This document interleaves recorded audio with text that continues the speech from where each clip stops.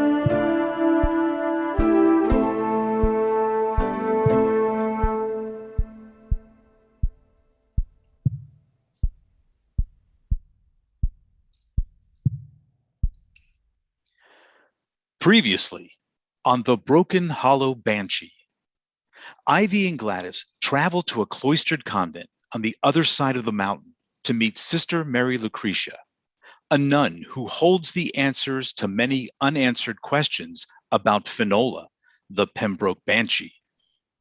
Before she was Sister Mary Lucretia, the nun lived at Glenravel as Deirdre Pembroke. Ivy learns her true family roots and discovers that it was her birth mother, Carrie Bell, that eventually burned down the Glenravel Manor House after going mad from the wailings and visions of the Banshee. Sister Mary Lucretia warns Ivy and Gladys that the Banshee known as Finola Pembroke is real, and their lives are in danger every minute they remain at the estate.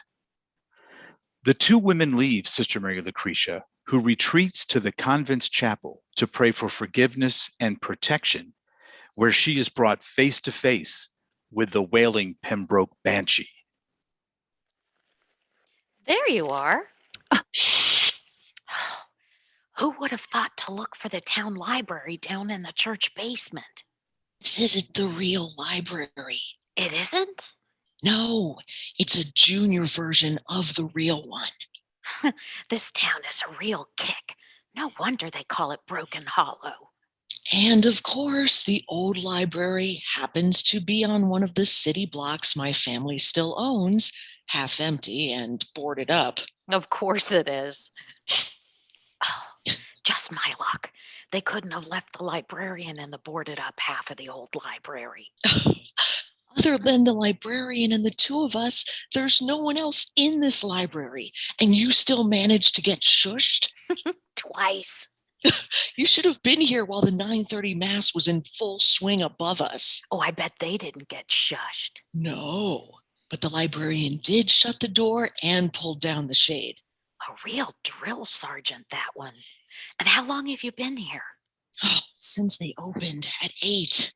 But don't worry, I made your librarian friend work harder than she probably has the past 6 months. I can see that. Catching up on local news? That's quite a stack of newspapers here.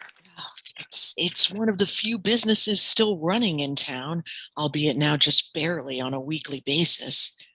Are you finding anything of interest? Quite a bit, actually. Do tell.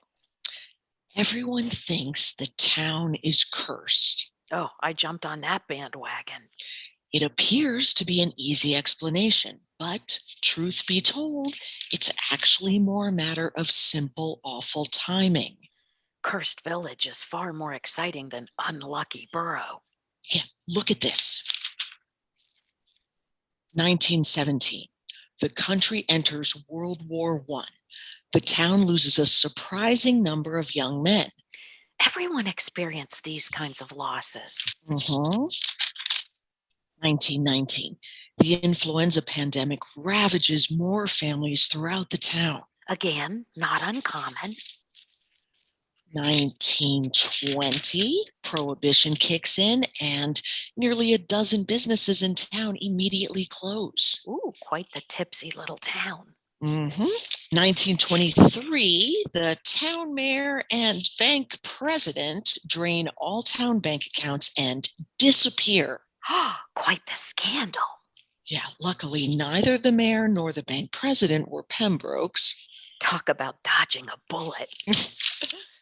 1924, the bank president was caught and arrested in a Pittsburgh speakeasy. The mayor was never seen again, along with all the money. Rumor has it he moved to France and married a duchess who used all his money to renovate her chateau that later was bombed out in World War II. Oh, fate has a funny sense of humor. And not a mention of a banshee, ghost, or family curse. Well, interesting, but not surprising. And then there is this. Tragic fire destroys Pembroke estate and claims 2 lives. Yeah, the article goes on to mention Silas and Carrie Bell by name, but nothing about a baby. Well, that's because she's sitting across from me reading the newspaper. Broken Hollow was simply a victim of bad circumstances. And not the victim of a curse a few centuries old. No, at least not before 1925. What happened after 1925? Deirdre neglected to tell us. Before she ran off to hide in the mountains, she tried to rebuild Glenravel Manor. She didn't do a very good job. 4 workmen died in 4 separate accidents at the site of the manor house within a month. All work immediately came to a halt. No one would step foot on the property after that. Can you blame them? And a less newsworthy item, January 1943.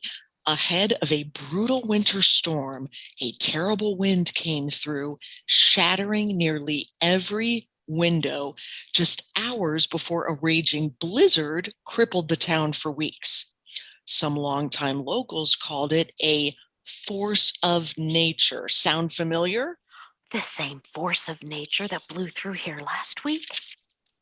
Look at the date of that wind. January 1943. Why does that date ring a bell? You saw it a few days ago on Granny Meg's headstone. She died in France a few days after New Year's, 1943. And this recent wind came through the night before your mother died. Now, look at this. The book Deirdre gave you. Look at the title. The History of Banshees, Volume 1. Volume 1. So if there's a first volume... There must be a second. Shh! Now you're shushing me too. You told Mr. Pennington you were an amateur gumshoe and part-time international spy. Well, I'm about to become a junior librarian. Because Mary Sunshine over there is so overwhelmed, she needs all the help she can get. Before you arrived, I asked if she had volume 2, but she said less than half of the books made it over here when the big library closed. Did they just leave them there, or did they burn them for firewood in the winter? I'm sure either one's a viable option. Well, as fate would have it, and since the library is on one of the blocks I inherited... The Ivy Pembroke Free Public Library. And for the record, I prefer Ivy Pembroke over Geraldine Grace. Oh, you and me both. Glad we're on the same page, pun intended. We should go before you get shot. Now who's in the doghouse? Oh, come on, let's go. She's your boss, you know. Gladys? Well, you are, and about to take over her job.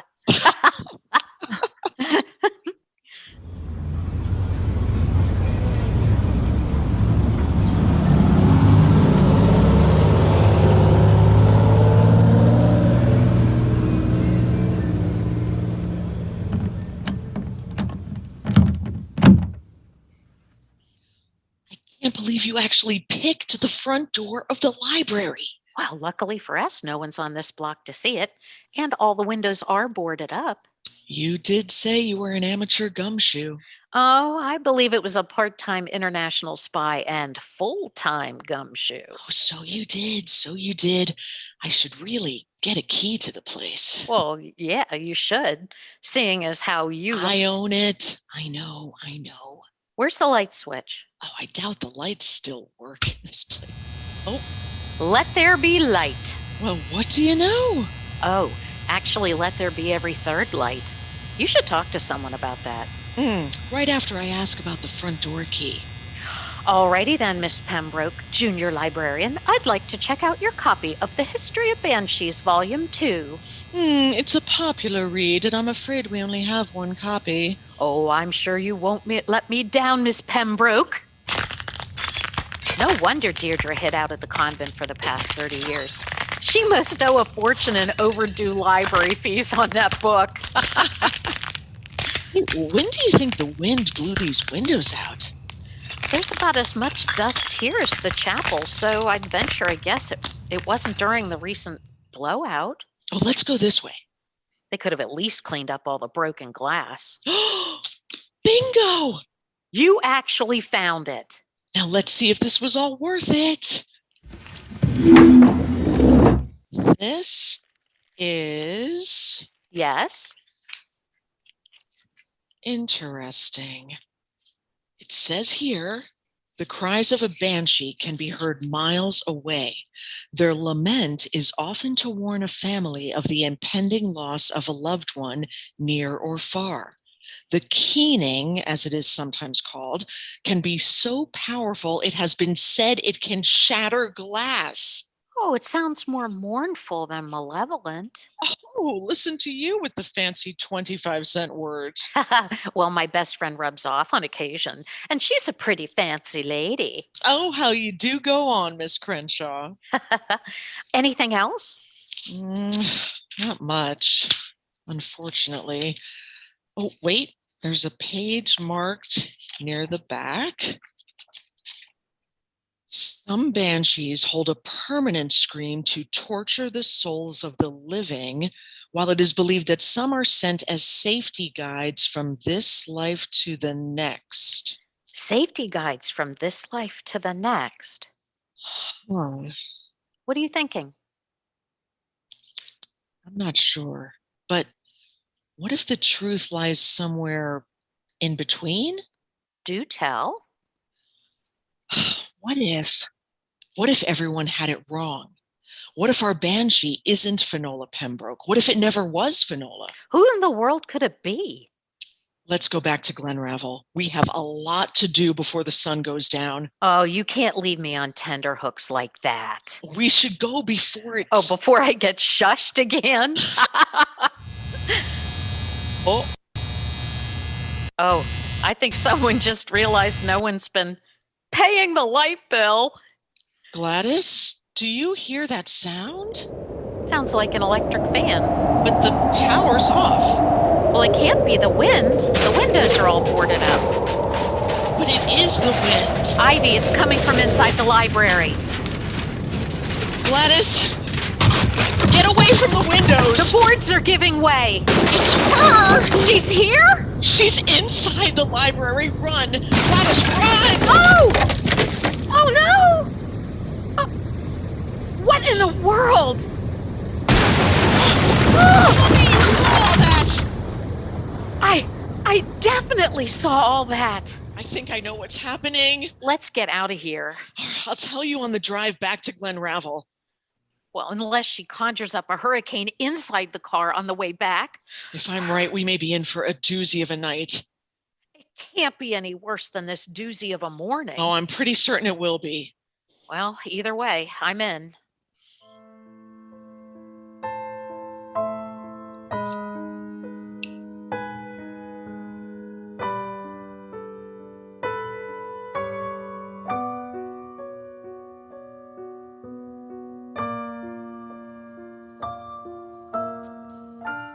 How did you get Darius to rehang those chapel bells so quickly? I made so many promises, I think I may actually have to marry our dear Darius. Keep the chapel door open. Good idea. How many lanterns did you find in the carriage house? 8. More than enough. Are you sure about this? Absolutely not. But if I'm right, and if I want any kind of peace, this has to work. Who would have thought? What Carrie Bell was scared of most is what she eventually became. At least that's what I think happened. Anything? Nothing yet. We could be out here all night. Oh, I doubt we'll have to wait that long. Hey, I heard someplace once that in old times people would whistle if they wanted to contact the dead. It's 1955, Gladys. Do you really think that's true? We're standing in a cemetery after dark, waiting for the spirit of your long dead birth mother. What do we have to lose? Well, I suppose you're right. Well, give it a shot.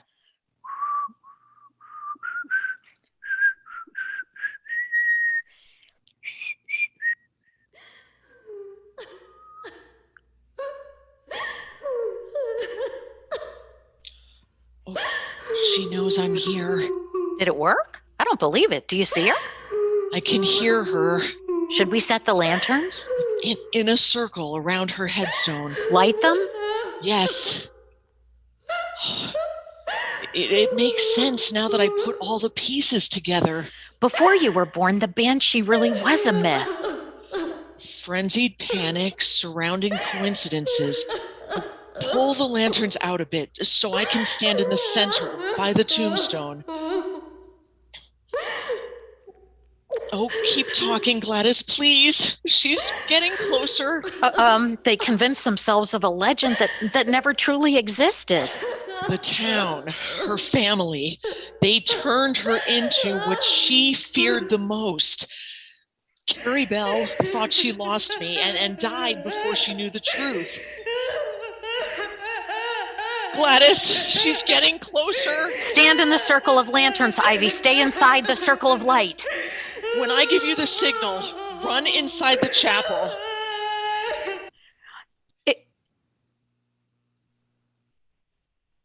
Is she here? Come on. I don't hear her anymore. I'm really nervous about all this, Ivy. She blew out the windows in town the night before Granny Meg and your mother died. She was announcing their passing, a benevolent gesture to prepare the family of the impending loss. But there's no family left to warn. Carrie Bell thinks I died the night I was born. So why did she blow out the library windows? She's trying to call me home. She's crossed over, but can't find me. She's trying to call me home. Oh, that's exactly what I was afraid of. If she does call you home. I'm afraid what will happen if she doesn't. Ivy, what is it? I see her. Where? Should I go into the... Not yet, not yet. It's the woman in the gray cloak. I'm going into the chapel. Wait! She's changing. It's the old woman who chased us. Ivy, the door. She's changing again. The door is stuck. Oh, so elegant. Open up, for the love of God. So regal. Such a lady. Let us now! Ring them! Now!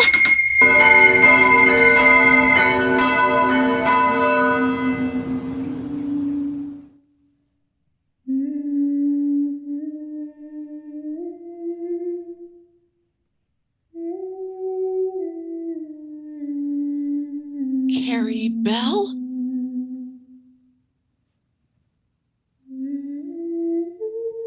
Carrie Bell? Is that you?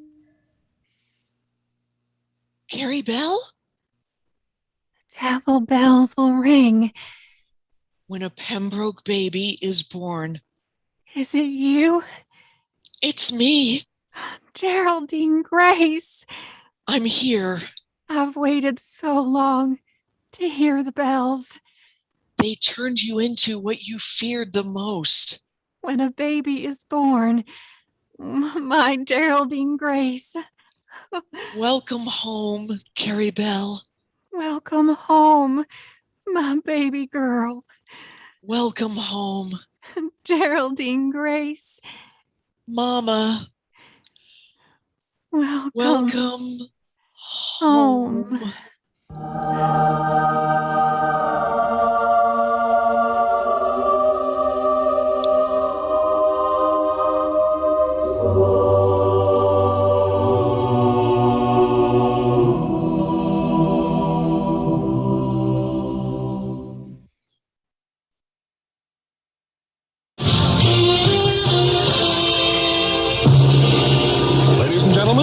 The beat goes on. You're listening to our weekly countdown of the top 40 hits as we close out the year 1975. My name is Nick Nightingale, and the countdown rolls on. Bonus track.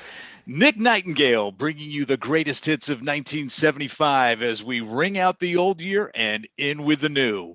But before we dive into the top 10 hits that made you boogie and drove you wild, we have a special in-studio guest who had a remarkable 1975.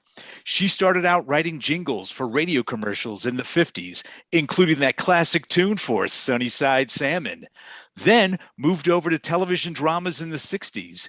And with the arrival of the 70s, her music career took off. A singer-songwriter from New York City whose debut solo album, Mama's Song, is bound to be a runaway hit in the coming year. Look out, Carly Simon and Carole King. Give a warm Nightingale welcome to the wildly talented Miss Geraldine Grace. Geraldine. The beauty of live radio. I'll tell you what, we'll be right back with Geraldine Grace after a word from our sponsors. Technical difficulties again. Oh, I have no idea what is happening. Did a gremlin hop a ride with you from New York to LA? Maybe it's my guardian angel protecting me from another bad interview. Whoa, babe. That's a real punch into the gut, Jerry. It's Geraldine. And if it makes you feel better, this is the third time this month this kind of technical mishap has happened. Babe. Well, okay, let's see if we can make some heat and get this bad boy off the ground. Charming. Bonus track. And we're back with bonus tracks. This is Nick Nightingale. Geraldine Grace, are you with us? Can you hear me, Nick? We have liftoff. Welcome, Jerry, to our little show in sunny Hollywood, California. Oh, I'm thrilled to be here, Nikki. Touche, Geraldine. Well, after a few technical glitches, let's just jump right in, shall we? Ready when you are.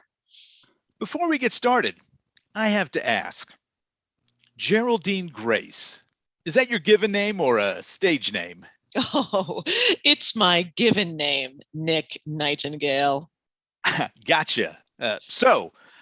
After many years of writing songs and materials for others, you've finally taken the plunge and written your own debut solo album. Oh, at the request of many fans and the insistence of my agent, Gladys. Mama Song is a funky mix of bluegrass and storytelling. I wouldn't call it funky. Rumor has it that the songs are deeply personal accounts of some super crazy events from your past and your family's past. I write from the heart and use some personal stories throughout the album. Spoken like a true singer-songwriter. Spoken like a true California DJ.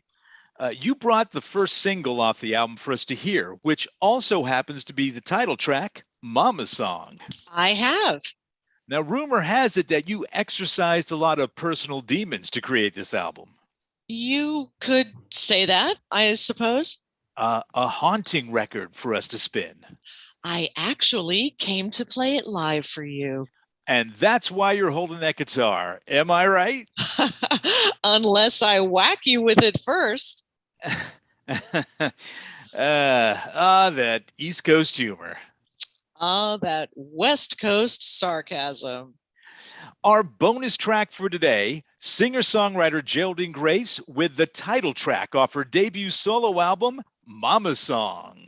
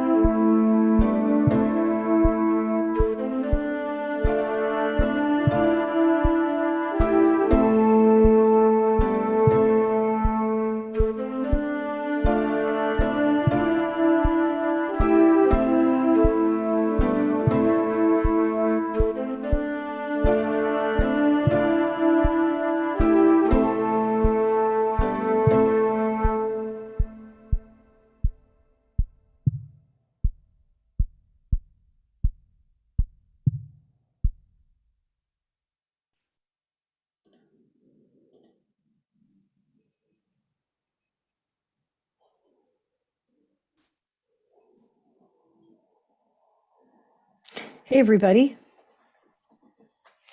Great job on our show. I thought it was really terrific tonight.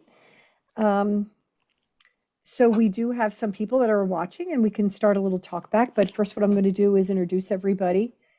So I'll start with myself. I'm Nancy Ridgway, the director of the show. And I will just kind of go around the horn here a little bit. Larry Kravitz. And tell us who you portrayed in the episode. I had two different parts. I played the attorney in the first episode, and I played Silas in the third episode. Great. And Danielle Joy Foley. Yes, I played Carrie Bell in episode 3 and 4, and also the librarian in episode 4. Stephanie Rogers. Hello, I played Ivy in all 4 episodes. Nancy Vanderswan. Hi, I played Gladys Crenshaw. Meg Waldowski. Hi, I played Dr. Margaret Pembroke. Jim McIntosh. See, episode 1, I was Abraham. I was the announcer throughout the series. And then in the end, I was Nick Nightingale. And finally, Rob Rosiello. Hey, I did the dramaturgy. I was the producer and the playwright in all my free time. We have 2 actors that couldn't join us tonight because of work commitments. Sandra Hartman, who played Sister Lucretia, and also Deidre Pembroke and Tim Anderson, who played Darius. So, but we do thank them for their contribution and making this such a great show. So guys, it's finally over. I'm like a little sad. I gotta tell you, I've had so much fun with this show. It's been great. I enjoyed the character. I Yeah. enjoyed all of them. Yeah, me too. It was really great seeing how this whole thing kind of came together. Do we have any questions there, Jim? So it's not that we have questions, but I will say Bob Rosella was saying, and a couple people mentioned that there are some storms coming through the area right now. So Yes. what a perfect night. Yeah. Oh, to be right. listening to Storms. storms, having the storms and listening to a scary story there. So Must be a force of nature. there you go. It's a force of Ah. nature coming through. The Ah. Pembroke Banshee has predicted that Yeah. this is coming to an end. So she announced herself tonight in a storm. Well, my sister Lynn Ann just texted me and she said, too scared. I really enjoyed it. I have to I have to stay curled up in my bed for the rest of the night. That's so cute. And my sister Sally texted me and she said, nicely concluded. Nice. I did Nice. this episode. Yeah, that was great. Now, Jennifer Nice. Cole did just send a question through. Rob, such a great show. Will this or could this radio play ever be a stage production? Well, it's funny that Jenny Cole asked that question because I brought it up to Jim and Nancy and then to the cast very recently that I would love to adapt this to a stage production because there are very few thriller mystery plays out there. In like all of dramatic literature, it is very hard to find thrillers. There's literally a handful. So, and I love that genre. I grew up reading, books like Stephen King and John Saul and that sort of thing. So I would love to adapt this. And having seen The Woman in Black on stage in London, and then the film version of that, I think Broken Hollow Banshee would be a real fun thing to put on stage. So yes, I definitely would like to see that in the pipeline sometime in the next 2 years. Yeah, I hope so too. I think that would be fantastic. And also I mean, I'm sort of dating myself by saying this, but I grew up on the Nancy Drew books. And as well. while the Banshee, series is a little more of a suspense thriller than Nancy Drew, it still instilled in me that love of the detective and figuring things out and, finding the answers to the mysteries and stuff like that. So Mhm. that's what made me fall in love with it. And I just love when you're on the edge of your seat and you're just not quite sure and you think you know the end, and then you're surprised. Yeah. So yeah. So for anybody listening, I do want to mention that we have a little promotion going. Which, So- and Nancy, this actually ties in nicely. I didn't mean to interrupt, but Sure. Emilio San Martin asked also, is there a sequel in the works? Oh, So I thought this okay. would be a good time for you to bring that up. And he has another question, but I'll let you answer Okay. this one first. So we have a special promotion to offer. Anyone who donates $20 or more between now and December 31st will receive a bonus episode of the Broken Hollow Banshee that tells the story of Finola Pembroke, the Banshee who drove the Pembroke family from Ireland to America, recorded with the original cast members of the show and sent to you for your own listening. We're not going to make it available to the public, but we will accept donations through PayPal at ourproductions2020@gmail.com. So that 5th episode, which I have read and we're getting ready to record this week, is fantastic. So I highly recommend it if you all want to know how the Banshee became the Banshee. It's great. And It's a great Amelia episode. also mentioned an outstanding job, everyone. Very proud of all of you. Rob, how many years of therapy did you have to go through to come up with the idea for this story? LOL. This story came really fast. It literally came within the month of June. It was recommended. Larry, who was in our cast, said to me, he and I had done the last show last season with R5. And he very casually said to me one day, I think R5 should do a serialized drama in the fall or at some point. And I went to Jim and Nancy and I'm like, I'd like to develop that. And I, in doing a lot of research for other plays, I kept coming across the Banshee myth. I kept running across it and having to put it in the back burner. And then also there's a Dolly Parton song, which really influenced me, called Mountain Angel. Off of her Little Sparrow album. And it is so haunting. And it's like an American version of the Banshee story.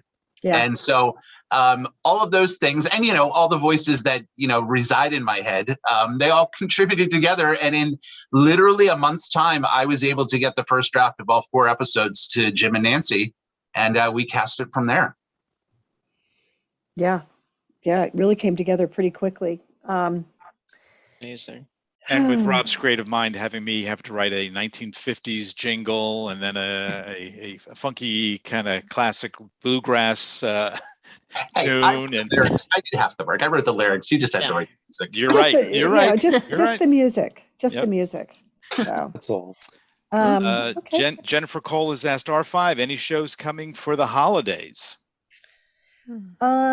We are still in a discussion about what we're going to be doing next. I don't think there will be anything for the holidays. Rob and I are committed to a show that he wrote, Vernal Rights, that we did as a radio play this past winter.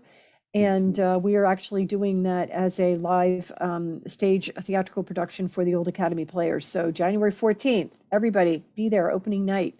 It's going to be fantastic. Mm-hmm. And some of our lovely ladies here tonight are going to be appearing in that as well. I can hear the thunderstorms. They've hit Doylestown. Yeah. Yes, I'm hearing out the window now. Yeah. So, all right. Well, if there aren't any more questions, I will. No, there's no other questions, but a lot of people just saying, great job, everybody. They really enjoyed it. So I'm seeing that throughout the thread here. So, and thank you to our audience for tuning in each Monday to hear the next installment. So thank you for being along the ride with us. Absolutely. Yeah, for sure. And I really appreciate everybody's support. And just as a reminder, all of our shows, episodes are still available on YouTube, or you can just go to the R5 Productions website and you can listen to them all. So once, they're all recorded, and once they're live, once we're done being live, they're recorded and they're there for the listening. So please take advantage of it and go back and hear some of our, other shows as well. So, and you can find the PayPal address there to make a small donation and get a little sequel. Yeah, bonus track. A bonus track. All right. So to our audience, thank you so much. I'm going to stop the live stream now, but I'll ask that the cast stay with us. Thank you, everybody. Thank you, everybody. Thanks, everybody, for tuning in.